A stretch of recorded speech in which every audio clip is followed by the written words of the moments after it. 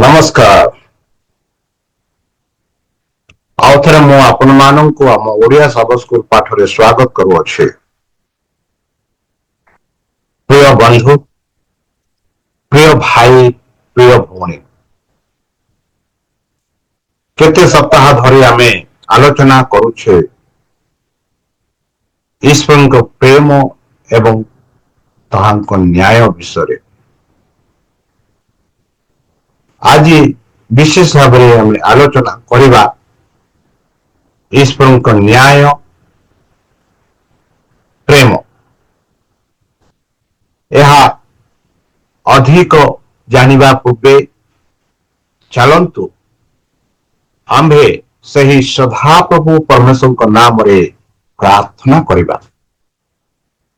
ହେ ଆମ୍ଭମାନଙ୍କ ସର୍ବଶକ୍ତି ସର୍ବଜ୍ଞାନୀ ପ୍ରେମର ସାଗର, ଦୟାମୟ, ଅନ୍ତର୍ଜମୀ ଅନୁଗ୍ରହ ପରମ ପିତା, ଧନ୍ୟବାଦ ଅର୍ପଣ କରୁଅଛୁ। ବର୍ତ୍ତମାନ ଯେଉଁ ସବ ସ୍କୁଲ ପାଠ ପଢିବା ପାଇଁ ଆମମାନଙ୍କୁ ସୁଯୋଗ ଦେଇଅଛନ୍ତି, ଯେପରିକି ଏହି ସବ ସ୍କୁଲ ପାଠ ଆମେ ବୁଝିପାରିବୁ, ଆମ ମନରେ ରଖିପାରିବୁ, ଏଥିପାଇଁ ଆମମାନଙ୍କୁ ବୁଦ୍ଧିରେ, ଜ୍ଞାନରେ, ଶକ୍ତିରେ ପରିପୂର୍ଣ୍ଣ କର। ହେ ପରମେଶ୍ୱର, ଯେତେ ଭାଇ ଭଉଣୀମାନେ, ଯେତେ ଶ୍ରୋତା ବର୍ତ୍ତମାନ ଆମ ଏହି ଓଡ଼ିଆ ସବ ସ୍କୁଲ ପାଠରେ ଯୋଗ ଦେଉଛନ୍ତି, ସେମାନଙ୍କୁ ବିଶେଷ ଭାବରେ ଆଶୀର୍ବାଦ କରନ୍ତୁ। ସେମାନଙ୍କର ସମସ୍ତ ମନୋକାମନା ପୂର୍ଣ୍ଣ କରନ୍ତୁ। ସେମାନଙ୍କ ଆର୍ଥିକ, ସେମାନଙ୍କ ମାନସିକ, ସେମାନଙ୍କ ଶାରୀରିକ ଆଉ ସେମାନଙ୍କୁ ସୁସ୍ଥ ବିଶେଷ ଭାବରେ ମନରେ ରଖି ସେମାନଙ୍କୁ ସାହାଯ୍ୟ କର। ଯେତେ ଭାଇ ଭଉଣୀ ମାନେ ବର୍ତ୍ତମାନ ଆମ ଓଡ଼ିଆ ସବ ସ୍କୁଲ ପାଠ ପଢୁଛନ୍ତି, ଦେଖୁଛନ୍ତି, ତୁମ ସେହି ପବିତ୍ର ଆତ୍ମା ଦ୍ଵାରା ପରିଚାଳନା କର। ଯେପରିକି ନିଜକୁ, ନିଜ ଭାଇକୁ, ଭଉଣୀକୁ, ନିଜ ପିତାକୁ, ମାତାକୁ, ନିଜ ବନ୍ଧୁ ବାନ୍ଧବକୁ, ନିଜ ପଡୋଶୀ ଲୋକକୁ ସେମାନେ ତୁମ ସେହି ପ୍ରେମ ବିଷୟରେ, ତୁମ ସେହି ନ୍ୟାୟ ବିଷୟରେ ସାକ୍ଷାତ ଦେଇପାରିବେ, ଏହିପରି ସେମାନଙ୍କୁ ସାହାଯ୍ୟ କର। ପ୍ରଭୁ, ଆମେ ପାପୀ, ହେଲେ ହିଁ ଏମାନଙ୍କୁ ଏତେ ପ୍ରେମ କରିଅଛ। ଆଉ ସେହି ପ୍ରେମ ଯୋଗୁ ଆମ ଏହି ପାପମୟ ଓଟରେ ତୁମ ସେହି ମଧୁର ନାମ ଉଚ୍ଚାରଣ କରୁଅଛୁ। ସେ ଯୋଗୁ ବହୁତ ଧନ୍ୟବାଦ। ଆଉ ପରିଶେଷେ ଯେବେ ତୁମେ ତୁମ ସେହି ସହସ୍ରଦୂତଙ୍କ ସହ ଆସିବେ, ସେତେବେଳେ ଆମମାନଙ୍କୁ ଏକ ବାସସ୍ଥାନ ଦିଅ ବୋଲି ତ୍ରାଣକର୍ତ୍ତା ପ୍ରଭୁ ଯୀଶୁଙ୍କ ମଧୁରମୟ ନାମରେ ଏହି ଛୋଟ ଭିକ୍ଷା ମାଗୁଛି, ତୁନି ଗ୍ରହଣ କର। ଆମେନ୍। ପ୍ରିୟ ଭାଇ ଓ ଭଉଣୀ ଶ୍ରୋତା, Adventist World Radio, Adventist Media Center, Adventist World Radio Asia ଦ୍ୱାରା ମୁଁ ଆପଣମାନଙ୍କୁ ମୁଁ ଧନ୍ୟବାଦ ଜଣାଉଅଛି। ଯେହେତୁ କେତେ ବର୍ଷ ଧରି ଆମ ଓଡ଼ିଆ ସବ ସ୍କୁଲ ପାଠ, ଯାହା ଆମେ ଓଡ଼ିଆ ଇଣ୍ଟରନ୍ୟାସନାଲ ଓଡ଼ିଆ ସବ ସ୍କୁଲ ଲେସନ ଷ୍ଟଡି କୁ ଆମେ ୟୁଟ୍ୟୁବ ମାଧ୍ୟମ ଦ୍ୱାରା ପ୍ରଚାରିତ କରୁଅଛୁ, ତାହା ଆପଣମାନେ ଦେଖୁଛନ୍ତି ଆଉ ସହଯୋଗ ଦଉଛନ୍ତି, ସେ ଯୋଗୁଁ ମୁଁ ଧନ୍ୟବାଦ କରୁଅଛି। ବନ୍ଧୁ, ଏହି ଯୋଉ ସବ ସ୍କୁଲ ପାଠ ବିଶେଷ ଭାବରେ ଆମ ଯେତେ ଭାଇ ଭଉଣୀ ମାନେ ଗିର୍ଜାକୁ ଯାଇପାରୁନାହାନ୍ତି କିଛି ଅସୁବିଧା ଦ୍ୱାରା, ବିଶେଷ ସେମାନଙ୍କ ପାଇଁ ଏହି ଓଡ଼ିଆ ସବ ସ୍କୁଲ ପାଠ ପ୍ରସ୍ତୁତ କରାଯାଉଅଛି। ତାହେଲେ ଚାଲନ୍ତୁ ବିଳମ୍ବ ନ କରି ଆମ ଏହି ସବ ସ୍କୁଲ ପାଠ ଆମେ ଆରମ୍ଭ କରିବା। ଆଉ ଏହି ସପ୍ତାହର ସ୍ୱର୍ଣ୍ଣୀୟ ପଦ ହଉଛି, ଯାହା ଆମେ ଜେରେମିୟ 9:24 ପାଉଅଛୁ। ସେଠି ଲେଖାଯାଇଛି ଏହିପରି, ମାତ୍ର ଯେବେ କେହି ଦର୍ପ କରେ, ଯେ କେହି ଦର୍ପ କରେ, ତେବେ ସେ ଆମକୁ ଚିହ୍ନେ ଓ ଜାଣେ ବୋଲି ଦର୍ପ କରୁ, ଏହି ସଦାପ୍ରଭୁ କହନ୍ତି। ଆମ୍ଭେ ସଦାପ୍ରଭୁ ପୃଥିବୀରେ ସ୍ନେହପୂର୍ଣ୍ଣ କରୁଣା, ବିଚାର ଓ ଧର୍ମ ସାଧନ କରୁ। କାରଣ ସଦାପ୍ରଭୁ କହନ୍ତି, ଏସବୁରେ ଆମ୍ଭର ସନ୍ତୋଷ ଥାଏ ବୋଲି ଜେରେମିୟ ଭବିଷ୍ୟତ ବକ୍ତାଙ୍କ ଦ୍ୱାରା ପରମେଶ୍ୱର ଏହି କଥା କହୁଅଛନ୍ତି। ତାହେଲେ ବନ୍ଧୁ, ହୋଇପାରେ ଆମମାନଙ୍କ ମନରେ ଅନେକ ପ୍ରଶ୍ନ ଥାଇପାରେ, ଆଉ ସେଇ ପ୍ରଶ୍ନ ଗୁଡାକ ହଉଛି ଯାହାକି ବିଶେଷ ଭାବେ ଆମେ ଆଜି ଆଲୋଚନା କରିବା। ତା ସେଇ ପ୍ରଶ୍ନ ହଉଛି ଏହିପରି, ଏକ, ପ୍ରେମ ଏବଂ ନ୍ୟାୟ ସୁସଙ୍ଗତ କି?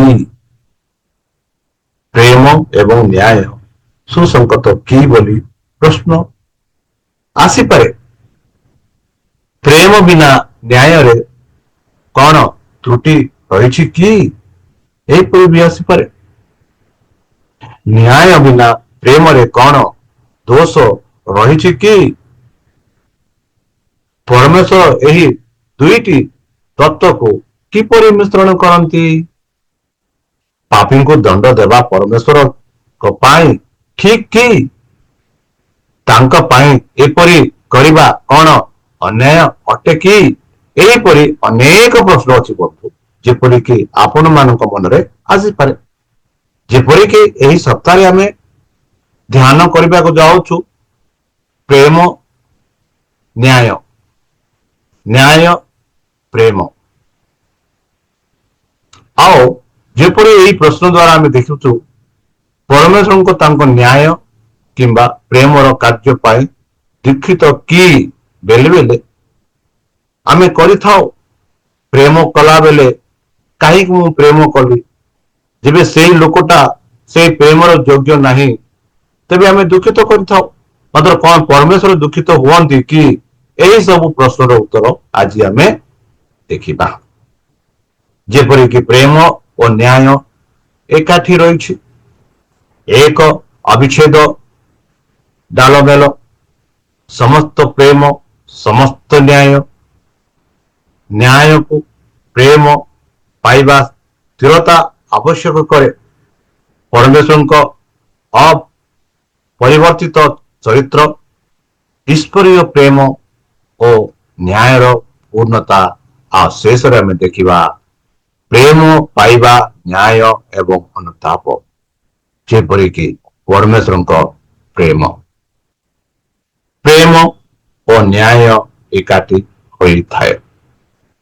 ଯେପରିକି ଆମେ ଦେଖୁଛୁ ଗୀତ ସଂହିତା 85:10 ଗୀତ ଲେଖକ କହନ୍ତି, ପ୍ରେମ ଓ ବିଶ୍ୱାସ ଏକାଠି ମିଳେ, ଧାର୍ମିକତା ଏବଂ ଶାନ୍ତି ପରସ୍ପର ଚୁମ୍ବନ ଦିଏ। କେତେ ସୁନ୍ଦର ଭାବରେ ଏହି ଗୀତ ଲେଖକ ପରମେଶ୍ୱରଙ୍କ ବିଷୟରେ ବର୍ଣ୍ଣନା କରି ଲେଖିଛନ୍ତି। ପ୍ରେମ ଓ ବିଶ୍ୱାସ ଏକାଠି ମିଳେ, ଧାର୍ମିକତା ଏବଂ ଶାନ୍ତି ପରସ୍ପରକୁ ଚୁମ୍ବନ ଦିଏ। ଏକ ଅବିଚ୍ଛେଦ୍ୟ ଢାଲ ମେଲ। ବନ୍ଧୁ, ପ୍ରେମ ହେଉଛି ପରମେଶ୍ୱରଙ୍କର ଚରିତ୍ରର ଏକ ଅଂଶ, ଯାହା ଆମେ ପ୍ରଥମ ଜହନ 4:8 ଦେଖୁଛୁ। ତା ବାଦେ ନ୍ୟାୟ ମଧ୍ୟ ତାଙ୍କ ଚରିତ୍ରର ଏକ ଅଂଶ କି? ହଁ ବନ୍ଧୁ, ନ୍ୟାୟ ମଧ୍ୟ ତାଙ୍କ ଚରିତ୍ରର ଏକ ଅଂଶ। ମନେ ରଖନ୍ତୁ ବନ୍ଧୁ, ଯେପରିକି ଗୀତ ଲେଖକ 79:14 ଲେଖନ୍ତି, ଧର୍ମ ଓ ନ୍ୟାୟ ବିଚାର ତୁମ ସିଂହାସନର ଭିତ୍ତିମୂଳ। ନ୍ୟାୟ ଓ ଧର୍ମ ସଦାପ୍ରଭୁଙ୍କର ସିଂହାସନର ଭିତ୍ତିମୂଳ, ଯାହା ଆମେ ଫାଉଣ୍ଡେସନ କହୁଛୁ। ତା ବାଦେ ଦୟା ଓ ସତ୍ୟତା ତୁମର ସମ୍ମୁଖ ଗାମୀ ମାନେ ଦୟା ଓ ସତ୍ୟତା ତାଙ୍କ ମୁଖରେ ଥାଏ। ଆଉ ଧର୍ମ ନ୍ୟାୟବାନ ଧର୍ମ ନ୍ୟାୟ ବିଚାର ସଦାପ୍ରଭୁଙ୍କର ମୂଳ ଦୁଆ ମାନେ ତାଙ୍କର ଫାଉଣ୍ଡେସନ। ଉଭୟ ନ୍ୟାୟ ଏବଂ ପ୍ରେମ ହଉଛି ବ୍ରହ୍ମାଣ୍ଡର ଶାସନର ମୂଳଦୁଆ। ବନ୍ଧୁ ମନେ ରଖନ୍ତୁ, ଉଭୟ ନ୍ୟାୟ ଏବଂ ପ୍ରେମ ହଉଛି ବ୍ରହ୍ମାଣ୍ଡର ଶାସନର ମୂଳଦୁଆ। କାରଣ ସେମାନେ ପରମେଶ୍ୱରଙ୍କ ଚରିତ୍ରର ଏକ ଅଂଶ ଅଟନ୍ତି ଏବଂ ତାଙ୍କ ଠାରୁ ଉତ୍ପନ୍ନ ହୁଅନ୍ତି। ବନ୍ଧୁ କେତେ ସୁନ୍ଦର ଭାବରେ ଆମେ ଦେଖୁଛୁ ବନ୍ଧୁ କି ପ୍ରେମ ଓ ନ୍ୟାୟ ବ୍ରହ୍ମାଣ୍ଡର ଶାସନର ମୂଳଦୁଆ। ଏଥି କାରଣରୁ ସାଧୁ ପାଳ ଲେଖନ୍ତି ଆଉ ଇଜିକିଏଲ ଲେଖନ୍ତି, ସେରେମିୟା ଲେଖନ୍ତି, ଜିସା ଲେଖନ୍ତି, ସେ କହନ୍ତି ଏହିପରି କି ଏହି କାରଣରୁ ଈଶ୍ୱର ଦେଇଥିବା ବାର୍ତ୍ତା ଗୁଡିକର ଏକ ବଡ ଅଂଶରେ ଅନ୍ୟାୟ ପରିସ୍ଥିତିର ନିନ୍ଦା ଅନ୍ତର୍ଭୁକ୍ତ ଅଛି, ଯାହାକୁ ଲୋକମାନେ ବା ଲୋକମାନଙ୍କୁ ତାଙ୍କ ସହ ମିଶିବା ପାଇଁ ସୁଧାରିବାକୁ ପଡିଲା। ମାନେ ପରମେଶ୍ୱରଙ୍କ ଠାରେ ମିଶିବା ପାଇଁ ଏଥିପାଇଁ ସେମାନଙ୍କ ଜୀବନକୁ ସୁଧାରିବା ପାଇଁ ପଡିଲା ବୋଲି ଆମେ ଯିଶାୟା ଭବିଷ୍ୟତ ବକ୍ତା ଦ୍ଵାରା, ଜେରେମିୟା ଭବିଷ୍ୟତ ବକ୍ତା ଦ୍ଵାରା ଆମେ ଏହିପରି ସେମାନେ କହନ୍ତି। ଆଉ ମିକା ମଧ୍ୟ କହନ୍ତି ଯେ ଏହିପରି କହନ୍ତି ଯେ ହେ ମନୁଷ୍ୟ, ଯାହା ଉତ୍ତମ ତାହା ସେ ତୁମକୁ ଜଣାଇ ଅଛନ୍ତି। ମାନେ ଯାହା ଉତ୍ତମ ସେ ଆମମାନଙ୍କୁ ଜଣାଇ ଅଛନ୍ତି। ନ୍ୟାୟାଚରଣ, ଦୟା, ଭଲ ପାଇବା ଓ ନମ୍ର ଭାବରେ ତୁମ ପରମେଶ୍ୱରଙ୍କ ସହିତ ଗମନାଗମନ କରିବାର, ଏହା ଛଡା ସଦାପ୍ରଭୁ ତୁମଠାରୁ ଆଉ କଣ ଚାହାନ୍ତି? ହଁ ବନ୍ଧୁ, ଈଶ୍ୱର ଚାହାନ୍ତି କି ଆମେ ନ୍ୟାୟାଚରଣ କରିବା, ଦୟା ପ୍ରକାଶ କରିବା, ନମ୍ର ଭାବରେ ଚାଲିବା। ଏହା ଈଶ୍ୱରଙ୍କର ଇଚ୍ଛା। ତା ଛଡା ଆଉ ଈଶ୍ୱର କିଛି ଅଧିକ ଚାହାନ୍ତି ନାହିଁ। ଏଥି କାରଣରୁ ଈଶ୍ୱର ଅଛନ୍ତି ସମସ୍ତ ପ୍ରେମ ଆଉ ସମସ୍ତ ପ୍ରେମ ଏବଂ ସମସ୍ତ ନ୍ୟାୟ। ଆଉ ଗୀତ ଲେଖକ 145:17 ସେ କହନ୍ତି ଏହିପରି, ସଦାପ୍ରଭୁ ଆପଣାର ସକଳ ପଥରେ ଧର୍ମମୟ ଓ ଆପଣାର ସମସ୍ତ କାର୍ଯ୍ୟରେ ଦୟାଳୁ ଅଟନ୍ତି। କେତେ ସୁନ୍ଦର ଭାବରେ ସେ କହନ୍ତି କି ସଦାପ୍ରଭୁ ଆପଣାର ସକଳ ସମସ୍ତ ପଥରେ ଧର୍ମମୟ, ଆପଣାର ସମସ୍ତ କାର୍ଯ୍ୟରେ, ଆମେ ଇଂରାଜୀ ବୋଧେ ଏ ଟୁ ଜେଡ୍, କ ଟୁ କ୍ଷ, ଅ ଟୁ କ୍ଷ ପର୍ଯ୍ୟନ୍ତ ସମସ୍ତ କାର୍ଯ୍ୟ ସଦାପ୍ରଭୁଙ୍କର କାର୍ଯ୍ୟ ହଉଛି ଦୟାର କାର୍ଯ୍ୟ, ଧର୍ମର କାର୍ଯ୍ୟ। ଏଥି କାରଣରୁ ସେ ହେଉଛନ୍ତି ସମସ୍ତ ପ୍ରେମ ଆଉ ତାଙ୍କର ସେ ହେଉଛନ୍ତି ସମସ୍ତ ନ୍ୟାୟ। ମନେ ରଖନ୍ତୁ ବନ୍ଧୁ, ସଦାପ୍ରଭୁ ପରମେଶ୍ୱର କେବେ ହେଲେ ଆମକୁ ଠିକ କାମ କରିବାକୁ ଏବଂ ପ୍ରେମ ଦେଖାଇବାକୁ କହନ୍ତି ନାହିଁ। କେବେ ହେଲେ କାହାକୁ ଜବରଦସ୍ତି କରନ୍ତି ନାହିଁ। ସେ ସବୁବେଳେ ଏହି ଗୁଣର ଉଦାହରଣ ଦିଅନ୍ତି। ସେ ଏହି ଗୁଣର ଉଦାହରଣ ଦିଅନ୍ତି। ସେ କେବେ ହେଲେ ଆମମାନଙ୍କୁ କି ଏହିପରି କର ବୋଲି ଆମମାନଙ୍କୁ ଜୋର ଜାର ଦିଅନ୍ତି ନାହିଁ। ଈଶ୍ୱର କେବଳ ଏବଂ ସର୍ବଦା ଯାହା ପ୍ରେମ, ଯାହା ଠିକ, ଯାହା ନ୍ୟାୟପୂର୍ଣ୍ଣ ତାହା ହିଁ ସେ କରନ୍ତି ବନ୍ଧୁ। ଆମେ ଅନ୍ୟ ଦେବତା ମାନଙ୍କ ଠାରୁ ଏହିପରି ଆମେ ପାଇପାରିବା ନାହିଁ, ମାତ୍ର ସଦାପ୍ରଭୁ ଏହିପରି କରନ୍ତି। ଯେହେତୁ ବାଇବଲ ଘୋଷଣା କରେ ଯେ ପରମେଶ୍ୱର ପ୍ରତିଦିନ ସକାଳେ ନ୍ୟାୟପୂର୍ଣ୍ଣ କାର୍ଯ୍ୟ କରନ୍ତି ବୋଲି ଝିଫିନିୟ 3:5 ସେ କହୁଛନ୍ତି। ବନ୍ଧୁ, ଈଶ୍ୱର ଜାଣନ୍ତି ଯେ ସମସ୍ତଙ୍କ ପାଇଁ କଣ ସବୁଠାରୁ ଭଲ। ସେ ଭଲ ଭାବରେ ଜାଣନ୍ତି କି ସମସ୍ତଙ୍କ ପାଇଁ କଣ ଭଲ, ସମସ୍ତଙ୍କ ପାଇଁ କଣ ସବୁଠାରୁ ଭଲ, ତାହା ସେ ଚାହାନ୍ତି ଏବଂ ଏହାକୁ ହାସଲ କରିବା ପାଇଁ ନିରନ୍ତର ସେ କାର୍ଯ୍ୟ କରନ୍ତି। ବନ୍ଧୁ, ଆମମାନଙ୍କ ପାଇଁ କଣ ଭଲ ସେ ନିରନ୍ତର ଜାଣନ୍ତି ଆଉ ସେ ନିରନ୍ତର ସେ କାର୍ଯ୍ୟ କରିଥାନ୍ତି। ଏଥିଯୋଗୁ ଆମେ ଦେଖୁଛୁ କେହି ପରୀକ୍ଷିତ ହେଲେ ମୋର ଏହି ପରୀକ୍ଷା ଈଶ୍ୱରଙ୍କ ଆଡୁ ହେଉଅଛି ବୋଲି ନ କହୁ, କାରଣ ଈଶ୍ୱର ମନ୍ଦରେ ପରୀକ୍ଷିତ ହୋଇପାରନ୍ତି ନାହିଁ ଆଉ ସେହି ନିଜେ କାହାକୁ ପରୀକ୍ଷା କରନ୍ତି ନାହିଁ। କାରଣ ତୁମେ ଦୁଷ୍ଟତାରେ ସନ୍ତୋଷ ପରମେଶ୍ୱର ନୁହଁ, ମନ୍ଦ ତୁମ ସଙ୍ଗେ ପ୍ରବାସ କରିବ ନାହିଁ। ବନ୍ଧୁ, ଆମେ ବେଲେ ବେଲେ ଈଶ୍ୱରଙ୍କୁ ନିନ୍ଦା ଦେଇଥାଉ କି ଈଶ୍ୱର ହିଁ ମତେ ପରୀକ୍ଷା ଆଣିଲା ବୋଲି। ମାତ୍ର ବାଇବଲରେ ଶ୍ରେଷ୍ଠରେ କହୁଅଛି କି କେହି ବି ଏପରି ନିନ୍ଦା କରନ୍ତୁ ନାହିଁ, କରନ୍ତୁ ନାହିଁ। ଯେହେତୁ ଯେ କରେ ତାର ଦୁଷ୍ଟତାରେ ସେ ମନ୍ଦ ପରୀକ୍ଷା ନେଇ। ଈଶ୍ୱର କାହାକୁ ବି ପରୀକ୍ଷା ଆଣେ ନାହିଁ, ମନେ ରଖନ୍ତୁ। ଯେହେତୁ ସେ ହେଉଛନ୍ତି ପ୍ରେମୀୟ ଈଶ୍ୱର, ସେ ହେଉଛନ୍ତି ନ୍ୟାୟବାନ ଈଶ୍ୱର, ଏଥିଯୋଗୁ କେବେ ହେଲେ କାହାକୁ ସେ ପରୀକ୍ଷା ଆଣନ୍ତି ନାହିଁ କି ପରୀକ୍ଷାରେ ପକାନ୍ତି ନାହିଁ। ଯଦି ଆମେ ଯାତ୍ରା ପୁସ୍ତକ 33:18-19 ଦେଖିବା, ସେଠି ଆମେ ପାଉଛୁ ଯାତ୍ରା ପୁସ୍ତକରେ ମଉସା କିପରି ଲେଖନ୍ତି। ସେ କହନ୍ତି, ପୁଣି ସେ କହିଲେ, ବିନୟ କରୁଅଛୁ ତୁମେ ମତେ ଆପଣା ମହିମା ଦେଖାଅ। ମଉସା ସଦାପ୍ରଭୁଙ୍କ ଠାରେ ବିନୟ କରି କହୁଥିଲେ, ହେ ସଦାପ୍ରଭୁ ପରମେଶ୍ୱର, ମୁଁ ତୁମଠାରେ 40 ଦିନ 40 ରାତି ରହିଲି, ମତେ ବିନୟ କରୁଅଛି, ମତେ ସେହି ମହିମା ଦେଖାନ୍ତୁ। ଆଉ ସେ ଉତ୍ତର କଲେ, ଆମେ ତୁମ ସମ୍ମୁଖ ଦେଇ ଆପଣାର ସମସ୍ତ ଉତ୍ତମ ଗମନ କରିବା। ଏହିପରି ପରମେଶ୍ୱର ମଉସାକୁ ଉତ୍ତର ଦିଅନ୍ତି, ତୁମ୍ଭେ ସମ୍ମୁଖରେ ସଦାପ୍ରଭୁଙ୍କ ନାମ ଘୋଷଣା କରିବା। ଆମେ ଯାହାକୁ ଅନୁଗ୍ରହ କରୁ ତାହାକୁ ଅନୁଗ୍ରହ କରିବା ଓ ଯାହାକୁ ଦୟା କରୁ ତାହାକୁ ଦୟା କରିବା। ଏହିପରି ସଦାପ୍ରଭୁ ମଉସାଙ୍କୁ କହିଲେ।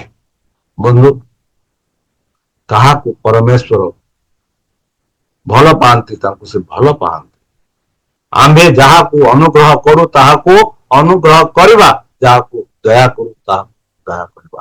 ଯେହେତୁ ବାଇବଲ ମାନେ କହୁଛି କି ସେହି ସଦାପ୍ରଭୁ ସମସ୍ତ କାର୍ଯ୍ୟ ସମସ୍ତ ପଥରେ ଧର୍ମମୟ ଆଉ ସମସ୍ତ କାର୍ଯ୍ୟ ଦୟାଳୁ ଅଟନ୍ତି। ଏଥିଯୋଗୁ ସେ ତାହାଙ୍କ ସମସ୍ତ ବ୍ୟବହାର ହଉଛି ପ୍ରେମ ଆଉ ସମସ୍ତ କାମ ହଉଛି ନ୍ୟାୟ। ଆଉ ନ୍ୟାୟକୁ ପ୍ରେମ ପାଇବା ପାଇଁ ସ୍ଥିରତା ଆବଶ୍ୟକ। ସେଇ ଯେ ନ୍ୟାୟକୁ ପ୍ରେମ ପାଇବା ପାଇଁ ସ୍ଥିରତା ଆବଶ୍ୟକ ପଡୁଛି। ଯେପରି ଆମେ ଯଦି ଦେଖିବା ଯାକୁବ 1:17, ଯାକୁବ ଭକ୍ତ ଲେଖନ୍ତି, ସମସ୍ତ ଉତ୍ତମ ଦାନ ଓ ସମସ୍ତ ସିଦ୍ଧ ଦତ୍ତ ବର ଊର୍ଦ୍ଧ୍ୱରୁ ଅର୍ଥାତ୍ ଜ୍ୟୋତିର୍ଗଣରୁ ପିତାଙ୍କ ଠାରୁ ଆସେ, ଯାହାଠାରେ କୌଣସି ପରିବର୍ତ୍ତନ ବା ଲେଶ ମାତ୍ର କରିବା ନାହିଁ। ସମସ୍ତ ଉତ୍ତମ, ସମସ୍ତ ସିଦ୍ଧ, ସବୁ ଭଲ ଜିନିଷ ଗୁଡାକ ପରମେଶ୍ୱରଙ୍କ ଠାରେ ଆସେ। କେବେ ହେଲେ ପରମେଶ୍ୱରଙ୍କ ଠାରୁ ଖରାପ ଜିନିଷ ଆସେ ନାହିଁ ବୋଲି ଯାକୁବ 1:17 ସେ କହନ୍ତି। ଏଥିଯୋଗୁ ସେ ବି କହନ୍ତି କି ପରମେଶ୍ୱରଙ୍କର ଚରିତ୍ର ହଉଛି କଣ? ଅପରିବର୍ତ୍ତିତ ଚରିତ୍ର। ଯେହେତୁ କେବେ ହେଲେ ସେ ମନ୍ଦ କାମ ପାଇଁ ମନ୍ଦ ଜିନିଷ କାହା ପାଖକୁ ଆଣେ ନାହିଁ, ବରଂ ସେ ଉତ୍ତମ ଦାନ ଉତ୍ତମ ବର ଊର୍ଦ୍ଧ୍ୱରୁ ମାନେ ସ୍ୱର୍ଗରୁ ସମସ୍ତଙ୍କୁ ଦିଅନ୍ତି। ଆଉ ତାହା ପାଇବା ପାଇଁ ଆମେ ଯୋଗ୍ୟତା ହେବାକୁ ପଡିବ। ମାଲାକି ଆଉ ଯାକୁବ 1:17 ଯେପରି ପରମେଶ୍ୱର ପରିବର୍ତ୍ତିତ ହୁଅନ୍ତି ନାହିଁ ବୋଲି କୁହେ, ଏହା ଆମମାନଙ୍କୁ ସ୍ପଷ୍ଟ ବିବୃତିର ଅର୍ଥ ଦେଇଛି ଯେ ଈଶ୍ୱରଙ୍କ ଚରିତ୍ର ଅପରିବର୍ତ୍ତିତ ଅଟେ। ଯଦି ସେ ପ୍ରେମ, ତେବେ ସେ ସର୍ବଦା ପ୍ରେମରେ ଅଭିନୟ କରନ୍ତି। ବନ୍ଧୁ, ଯଦି ସେ ପ୍ରେମ, ସଦାବେଳେ ପ୍ରେମରେ ଅଭିନୟ କରନ୍ତି। ଆମେ ଦେଖୁ ଶୈତାନ ପ୍ରେମ କରନ୍ତି ନାହିଁ, ତାଙ୍କ କାର୍ଯ୍ୟରେ ଆମେ ଦେଖୁଛୁ ସଦାବେଳେ ମନ୍ଦ କାର୍ଯ୍ୟ, ଅନ୍ୟାୟ କାର୍ଯ୍ୟ, ମାତ୍ର ସଦାପ୍ରଭୁ ପ୍ରେମ କରନ୍ତି, ଯେହେତୁ ସେ ସଦାବେଳେ ପ୍ରେମରେ ଅଭିନୟ କରନ୍ତି। ଯଦି ସେ ନ୍ୟାୟ ହୁଅନ୍ତି, ସେ ସର୍ବଦା ନ୍ୟାୟରେ କାର୍ଯ୍ୟ କରନ୍ତି। ବନ୍ଧୁ, ଏହା ମନରେ ରଖନ୍ତୁ। ଯେବେ ଆମେ ସୋଦମ ଗମରା ବିଷୟରେ ଯଦି ଟିକେ ଆଲୋଚନା କରିବା, ଯେବେ ଅବ୍ରାହାମ ପ୍ରଭୁଙ୍କ ଠାରେ ଏହିପରି ପ୍ରାର୍ଥନା କଲେ, ହେ ପ୍ରଭୁ ପରମେଶ୍ୱର, ଯଦି ସେହି ନଗରରେ କମ ସେ କମ ଯଦି 5 ଲୋକ ଥିବେ, କଣ ସେହି ନଗରକୁ ତମେ ବିନଷ୍ଟ କରିବ କି? ସଦାପ୍ରଭୁ କହିଲେ, ଅବ୍ରାହମ, ସେଇ ନଗରରେ ଯଦି 5 ଲୋକ ଥିବେ, ସେମାନଙ୍କ ପାଇଁ ମୁଁ ସେହି ନଗରକୁ ବିନଷ୍ଟ କରିବି ନାହିଁ ବୋଲି ସେ କହିଲେ। ଯେହେତୁ ସେ ନଗରରେ 5 ଜଣ ବି ଧାର୍ମିକ ଲୋକ ନଥିଲେ, ଆଉ ଏଥିଯୋଗୁ ସୋଦମ ଗମରାକୁ ଧ୍ୱଂସ କରାଯାଇଥିଲା ବୋଲି ଆମେ ଦେଖୁଅଛୁ। ଏଥି କାରଣରୁ ଦ୍ୱିତୀୟ ତିମୋଥୀ 2:13 ତିମୋଥୀ ଲେଖନ୍ତି କି ଈଶ୍ୱର ଯେପରି ନୁହନ୍ତି, ସେ ସର୍ବଦା ବିଶ୍ୱସ୍ତ ଅଟନ୍ତି, ସଦା ସର୍ବଦା ବିଶ୍ୱସ୍ତ ଅଟନ୍ତି, ଯାହା ସେ କହନ୍ତି ସେ କରନ୍ତି। ଆଉ ଜେରେମିୟ 31:3 ସେ ଜେରେମିୟ କହନ୍ତି, ସର୍ବଦା ପ୍ରେମ ପାଆନ୍ତି, ଭଲ ପାଆନ୍ତି ବା ପ୍ରେମ କରନ୍ତି, ସର୍ବଦା ସେ ପ୍ରେମ କରନ୍ତି। ଆଉ ତିତୋସ 1:2 ସେ ତିତୋସ କହନ୍ତି କି ସେ ସର୍ବଦା ସତ୍ୟ, ସେ କେବେ ହେଲେ ଭୁଲ ନୁହଁ। ଆଉ ଏଭ୍ରି 6:17 ସାଧୁ ପାଉଲ କହନ୍ତି କି ସେହି ସଦାପ୍ରଭୁ ପରମେଶ୍ୱର ଅଛନ୍ତି ଅପରିବର୍ତ୍ତିତ। ବନ୍ଧୁ, ପରମେଶ୍ୱର ଅଛନ୍ତି ଅପରିବର୍ତ୍ତିତ, ତାଙ୍କ ଏକ ଚରିତ୍ର ହଉଛି ଅପରିବର୍ତ୍ତିତ। ଯେହେତୁ ସମସ୍ତ ଦାନ, ସମସ୍ତ ସିଦ୍ଧ ବର ତାଙ୍କ ଠାରୁ ଆସେ, କେବେ ହେଲେ ଖରାପ ଜିନିଷ ଆସେନି ବୋଲି ଆମେ ଦେଖୁଅଛୁ।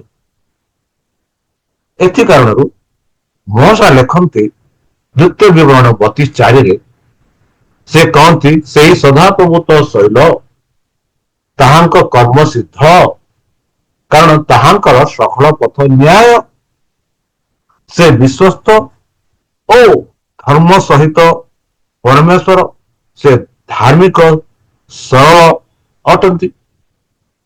ଈଶ୍ୱରୀୟ ପ୍ରେମ ଓ ନ୍ୟାୟର ପୂର୍ଣ୍ଣତା ଏଠି ଆମେ ପାଉଅଛୁ। ଈଶ୍ୱରଙ୍କର ନ୍ୟାୟ, ଈଶ୍ୱରଙ୍କ ପ୍ରେମ ଏଇ ପଦସ୍ଥଳରେ ଆମେ ପାଉଅଛୁ କି ସେ ତାଙ୍କ କାର୍ଯ୍ୟ ହଉଛି ସିଦ୍ଧ, ତାଙ୍କ ପଥ ହଉଛି ନ୍ୟାୟ, ଆଉ ସେ ସମସ୍ତରେ ସେ ଧର୍ମ ରହିତ ଆଉ ଧାର୍ମିକ ଓ ସରଳ ବୋଲି ଆମେ ପାଉଅଛୁ। ଏହା ଆମେ ତାଙ୍କ ପ୍ରେମ ବିଷୟରେ ଆମେ ଦେଖୁଅଛୁ କି ଈଶ୍ୱରୀୟ ପ୍ରେମ ଓ ନ୍ୟାୟର ପୂର୍ଣ୍ଣତା ସେଇ ଈଶ୍ୱର ବୋଲି ଆମେ ପାଉଅଛୁ। ବନ୍ଧୁ, ପରମେଶ୍ୱରଙ୍କ ପ୍ରେମର ପୂର୍ଣ୍ଣତା ଆମକୁ ପାପରୁ ରକ୍ଷା କରିବା ପାଇଁ, ତାଙ୍କ ଜୀବନ ଅର୍ପଣ କରିବା ପାଇଁ କାର୍ଯ୍ୟରେ ସ୍ପଷ୍ଟ ଭାବରେ ପ୍ରମାଣିତ ହୁଏ। ଯୀଶୁ ପ୍ରଭୁ ଆମମାନଙ୍କ ପାଇଁ କ୍ରୁଶରେ ମରଣ ହେଲେ, କାହିଁକି?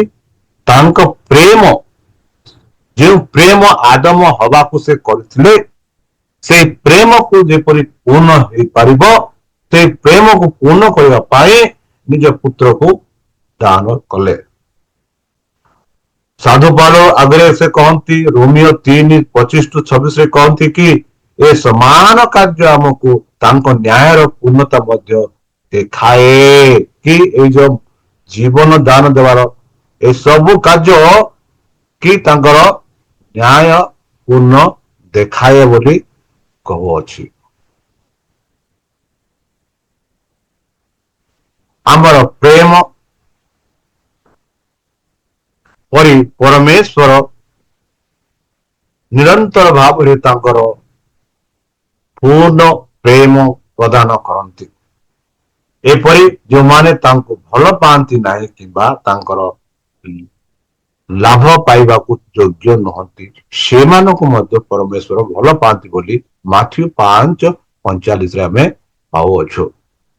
ଈଶ୍ୱର ପ୍ରେମ କୌଣସି ଯୁକ୍ତିଯୁକ୍ତ ଆଶା ଠାରୁ ଅଧିକ ବନ୍ଧୁ, କିନ୍ତୁ ଏହା ନ୍ୟାୟକୁ କେବେ ବି ପ୍ରତ୍ୟାଖ୍ୟାନ କରେ ନାହିଁ କିମ୍ବା ଉଲ୍ଲଂଘନ କରେ ନାହିଁ। ମନେ ରଖନ୍ତୁ, ସେ ଆମକୁ ତାଙ୍କ ପରି କାର୍ଯ୍ୟ କରିବାକୁ ନିମନ୍ତ୍ରଣ କରନ୍ତି, ଯେପରି ସେ ପ୍ରେମ କରନ୍ତି, ଆଉ ସେ ପ୍ରେମରେ ତାଙ୍କ ନ୍ୟାୟ ଅଛି, ଆଉ ନ୍ୟାୟରେ ତାଙ୍କ ପ୍ରେମ ଅଛି। ସେ ଚାହାନ୍ତି କି ଆମେମାନେ ମଧ୍ୟ ସେହିପରି କରୁ, ଯାହାକି ହୋସିୟ 12:6 ଆମେ ଦେଖୁଅଛୁ। ବନ୍ଧୁ, ସେହିପରି ପ୍ରକାଶିତ 15:3-4 ପାଉଛୁ, ଯେତେବେଳେ ପରମେଶ୍ୱର ଶେଷରେ ଏହି ସଂସାରରେ ନ୍ୟାୟ ପ୍ରତିଷ୍ଠା କରନ୍ତି ଏବଂ ପ୍ରେମରୁ ସଂସାରକୁ ମଙ୍ଗଳକୁ ଦୂର କରନ୍ତି, ପ୍ରତ୍ୟେକ ଜୀବ ପରମେଶ୍ୱରଙ୍କ ସମ୍ପୂର୍ଣ୍ଣ ନ୍ୟାୟ ଏବଂ ସମ୍ପୂର୍ଣ୍ଣ ପ୍ରେମକୁ ପ୍ରଶଂସା କରିବେ ବୋଲି। ହଁ ବନ୍ଧୁ, ଯେବେ ପରମେଶ୍ୱର ଆସିବେ, এই ପୃଥିବୀକୁ ଆସିବେ, ଆଉ ଯେବେ এই ପୃଥିବୀରେ ତାଙ୍କର ସିଂହାସନ ରହିବ, ଆଉ ଯେବେ ତାଙ୍କର ନ୍ୟାୟ ତାଙ୍କ ପ୍ରେମ ବିଷୟରେ ଆମେ ଦେଖିବା, ସେତେବେଳେ ସମସ୍ତେ ପ୍ରଶଂସା କରିବେ ବୋଲି ପ୍ରକାଶିତ ପୁସ୍ତକ 15:3 କହୁଛି। ହଁ ବନ୍ଧୁ, ଆମ ପରମେଶ୍ୱର ନ୍ୟାୟ ପ୍ରେମର ପରମେଶ୍ୱର, ଆଉ ନ୍ୟାୟପୂର୍ଣ୍ଣ ପ୍ରେମପୂର୍ଣ୍ଣ ଈଶ୍ୱର ହେଉଛନ୍ତି ଆମର ପରମେଶ୍ୱର। ତାହେଲେ ପ୍ରେମ ପାଇବା ନ୍ୟାୟ ଏବଂ ଅନୁତାପ। ଆମେ ପ୍ରେମ କରିଥାଉ, ଆଉ ଯେବେ ଆମେ ପ୍ରେମ କଲା ପରେ ଯଦି ସେ ପ୍ରେମର ଲାଭ ନ ପାଇବା, ତେବେ ଆମେ ଅନୁତାପ କରିଥାଉ ମଣିଷ ହିସାବରେ। ପରମେଶ୍ୱର ଜଗତକୁ ଏତେ ପ୍ରେମ କଲେ, ମାତ୍ର ଲୋକେ ପରମେଶ୍ୱରକୁ ପ୍ରେମ କରନ୍ତି ନାହିଁ। ଯଦି ଆମେ ଦେଖିବା ଗଣନା 23:19 ଏହିପରି ଲେଖାଯାଇଛି, ପରମେଶ୍ୱର ମନୁଷ୍ୟ ନୁହନ୍ତି ଯେ ସେ ମିଥ୍ୟା କହିବେ। ଆମେ ମନୁଷ୍ୟ ଭାବରେ ଅନେକ ଥର ମିଥ୍ୟା କରିଥାଉ। ଆଉ ମନେ ରଖନ୍ତୁ କି ପରମେଶ୍ୱର ମନୁଷ୍ୟ ନୁହନ୍ତି ବନ୍ଧୁ, ଯେ ସେ ମିଥ୍ୟା କହିବେ। କିଏ ବା ସେ ମନୁଷ୍ୟର ସନ୍ତାନ ନୁହନ୍ତି ଯେ ମଣିଷ ପରି ସେ ବ୍ୟବହାର କରିବେ। ସେ ଅନୁତାପ କରିବେ। ସେ କହିଅଛନ୍ତି, ଆଉ ସେ କି ତାହା କରିବେ ନାହିଁ। ସେ କହିଅଛନ୍ତି, ଆଉ ତାହା କି ସେ ସିଦ୍ଧ କରିବେ ନାହିଁ। ଏହିପରି ଗଣନା 23:19 ଆମେ ଦେଖୁଛୁ। ବନ୍ଧୁ, ଅନୁତାପରେ ଏହି ଧାରଣା ଅନ୍ତର୍ଭୁକ୍ତ ଯେ କିଛି ଭଲ ଭାବରେ କରାଯାଏ ନାହିଁ। ତେଣୁ ଈଶ୍ୱର ନିକଟରେ ଅନୁତାପ କରିବା ଅକଳନୀୟ ବୋଲି ଗଣନା ପୁସ୍ତକ 23:19 ପ୍ରଥମ ସାମୁଏଲ 15:19 ଆମେ ପାଉଅଛୁ। ବନ୍ଧୁ, ତଥାପି ଈଶ୍ୱର ଅନୁତାପ କଲେ ବୋଲି ଆମେ ଦେଖୁଅଛୁ।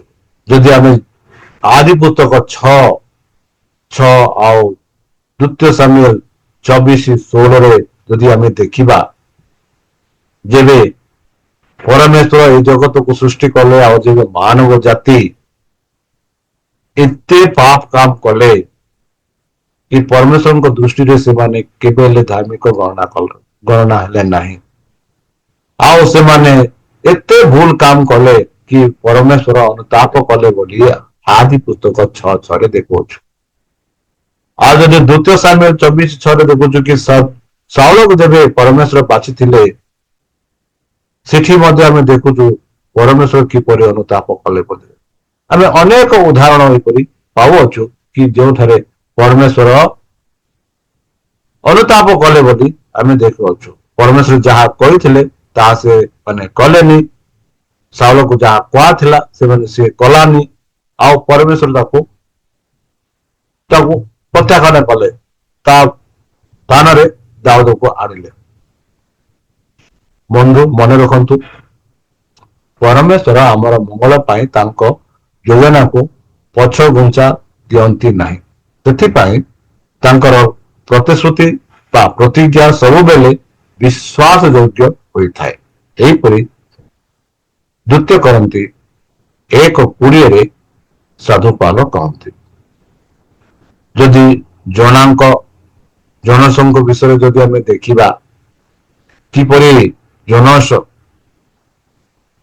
ସେଇ ଯୋଉ ଶିକ୍ଷା ପ୍ରତ୍ୟାହାର କରିବା ପାଇଁ ଅନୁତାପ କରିବାକୁ ପ୍ରସ୍ତୁତ ଅଛନ୍ତି ଏବଂ ଆମର ଅନୁତାପର ପ୍ରତିକ୍ରିୟାରେ ଆମର ଦଣ୍ଡକୁ ପ୍ରତ୍ୟାଖ୍ୟାନ କରିବାକୁ ପ୍ରସ୍ତୁତ ଅଛନ୍ତି, ଯାହା ଜୁନସଙ୍କ କାହାଣୀ ଆମେ ଭଲ ଭାବରେ ଜାଣିଛୁ।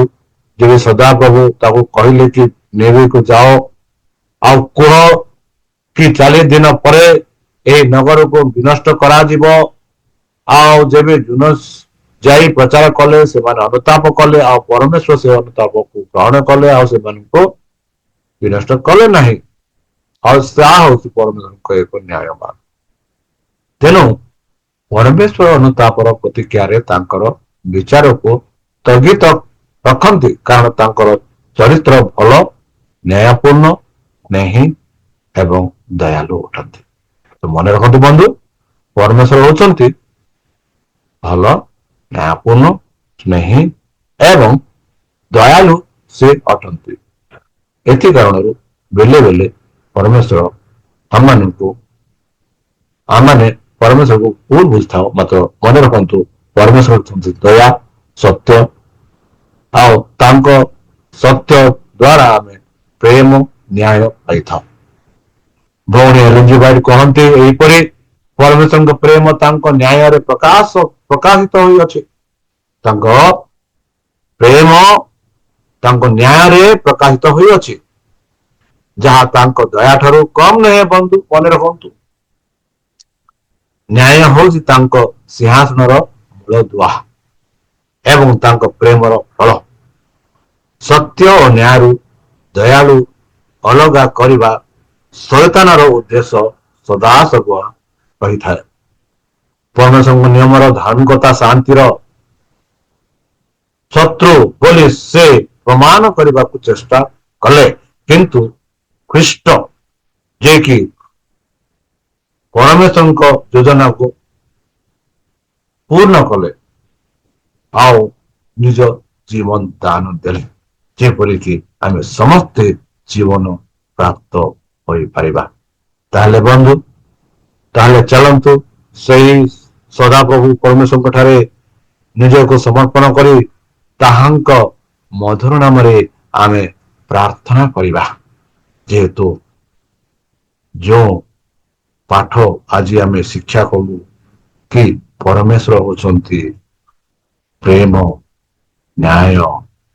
ନ୍ୟାୟର ପ୍ରଭୁ, ପ୍ରେମମୟ ପ୍ରଭୁ, ତାହେଲେ ଚାଲନ୍ତୁ ନିଜକୁ ସମର୍ପଣ କରି ତାହାଙ୍କ ମଧୁର ନାମରେ ଆମେ ପ୍ରାର୍ଥନା କରିବା। ହେ ଆମ୍ଭମାନଙ୍କ ସର୍ବଶକ୍ତି, ସର୍ବଜ୍ଞାନୀ, ପ୍ରେମର ସାଗର, ଦୟାମୟ, ଅନ୍ତର୍ଜମୀ, ଅନୁଗ୍ରହ ପରମ ପିତା, ଧନ୍ୟବାଦ ଅର୍ପଣ କରୁଅଛୁ ବର୍ତ୍ତମାନ ଯେଉଁ ସମୟ ମାନଙ୍କୁ ଦେଇଥିଲ ତୁମ ସେହି ସାବାସ ସ୍କୁଲ ପାଠ ପଢିବା ପାଇଁ, ଏହା ବୁଝିବା ପାଇଁ ଏମାନଙ୍କୁ ବୁଦ୍ଧିରେ, ଜ୍ଞାନରେ, ଶକ୍ତିରେ ପରିପୂର୍ଣ୍ଣ କର, ଯେପରିକି ଏହି ପାଠ ଦ୍ୱାରା ଆମେ ତୁମର ସେହି ପ୍ରେମକୁ, ତୁମ ସେହି ନ୍ୟାୟକୁ ଆମେ ଗ୍ରହଣ କରି ସତ୍ୟ ପଦରେ ଚାଲି ସେହି ସ୍ୱର୍ଗ ରାଜ୍ୟ ଯିବା ପାଇଁ ଆମେ ନିଜକୁ ପ୍ରସ୍ତୁତ କରିପାରିବ। ଏହି ଛୋଟ ପ୍ରାର୍ଥନା ଯୀଶୁଙ୍କ ନାମରେ ମାଗୁଅଛି, ଶୁଣି ଗ୍ରହଣ କର, ଆମେନ୍। ବନ୍ଧୁ, ଆଉ ଥରେ ଆପଣମାନଙ୍କୁ ମୁଁ ଧନ୍ୟବାଦ ଜଣାଉଛି। ଦୟାକରି ଆମ ସାବସ୍କୁ ପାଠକୁ ସବସ୍କ୍ରାଇବ କରନ୍ତୁ ଓ ଅନ୍ୟଙ୍କ ସହ ବାଣ୍ଟନ୍ତୁ। ଈଶ୍ୱର ଆପଣଙ୍କୁ ଆଶୀର୍ବାଦ କରନ୍ତୁ। ଧନ୍ୟବାଦ।